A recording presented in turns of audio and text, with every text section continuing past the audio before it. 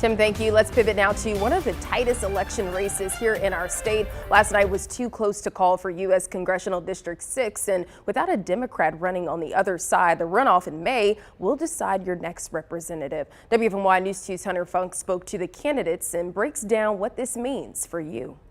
Yeah, we are looking at a runoff election. In North Carolina, this is when none of the candidates in the primary election receive 30% of the votes. As you can see, for Congressional District Seat 6, Mark Walker, Addison McDowell, and Christian Caselli are in that boat. But a runoff limits it to just the top 2 candidates.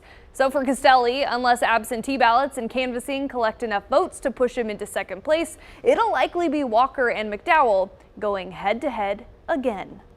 Does it really make sense to have somebody win and be the winner when they get 25% of vote versus 23% for somebody else? And so there's also that piece of it saying you ought to get more than 30% if you're going to be our nominee. UNCG political science professor Tom Little says because races like the one in District 6 can be extremely tight, runoff races ensure the voter's voice is heard.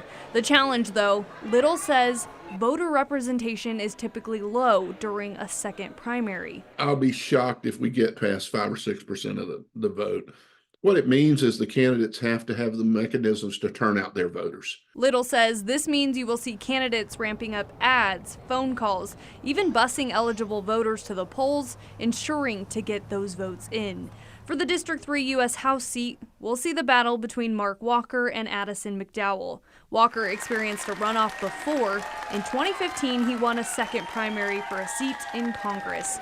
He says it just means he has to keep working hard. No, it doesn't make me nervous at all because whichever candidate is able to get organized and turn out their voters is the person that's going to win this. We checked in with Addison McDowell. He wasn't available today, but last night he said he feels confident for the runoff race. Of course, we wanted to win on election night, but we had a short window here. We made the best of what we had and what we could do. I don't come from money, so we had to work really hard and fight really hard, and we did. When we got here, there were a lot of people saying we were going to come in 4th tonight. That wasn't the case, and so we feel really good where we're headed. For the Congressional District 6 seat, the State Board of Elections does the final canvassing by March 26th.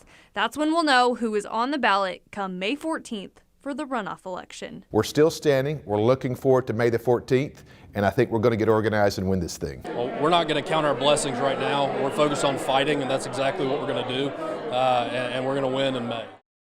As for you at home, it will be a critical time for you to go back to the polls.